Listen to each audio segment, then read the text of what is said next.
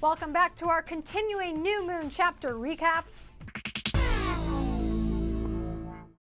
Hi everyone, I'm Dana Ward for Clever TV. Today we are covering Chapter 19, Race. The chapter opens with Bella and Alice already in the plane. They are in a frantic hurry to save Edward. Alice tries to calm Bella by telling her that flying is faster than running. Alice calls Jasper on a phone in the plane and relays things she's seen, ways she thinks Edward will try to offend the Volturi. She convinces him that Bella is the only one who can truly save Edward and stop him. After Alice hangs up, she explains to Bella that she won't allow the rest of the family to come and fight because they won't win, and because she can't risk losing Jasper. He, after all, is her true love. Once again, Bella recalls how Edward told her that he would never live without her. Bella wonders why Edward isn't hearing Alice's thoughts and knowing that Bella is still alive. Alice explains that Edward knows that she would be capable of lying through her thoughts, so it all makes sense. Alice then quietly explains the real danger of the Volturi. She tells Bella that the Cullens are abnormal in the vampire population. They base their bonds on love, not on convenience. Carlisle's family is the biggest in existence besides the Volturi. Aro, Caius, and Marcus started the Volturi. They also have a special guard, which makes them very powerful. They are more than 3,000 years old, and many of them have special gifts. Aro and Marcus are very talented, making Alice's gift look like nothing. No one bothers them unless duty calls. The duty of the Volturi is to rule over all of the vampires, Alice explains. They punish all transgressors. The one and only rule among vampires is that they keep their existence a secret. It's a secret that Edward plans to give away so that they will kill him. Now, the Volturi does not allow hunting within their city walls, just to keep their secret even closer. Since they never leave, their food is brought to them by their guards. Alice then tries to comfort Bella, making her promise not to make any trouble with the Volturi. Then Alice decides to focus on trying to see what Edward was planning. Time passes, and Alice looks like a stone statue.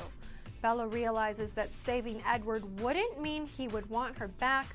She would see him and lose him again.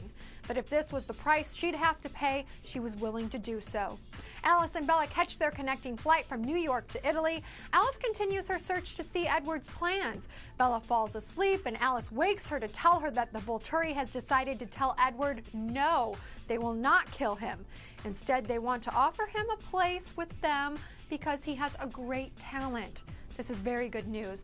Alice explains to Bella that she can see her kind, vampires, much better than others, especially Edward. Bella recalls how Alice had seen her become one of them before.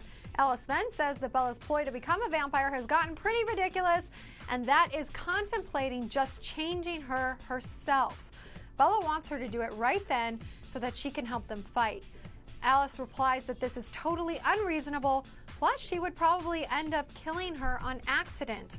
And their main priority is living until the next day, of course.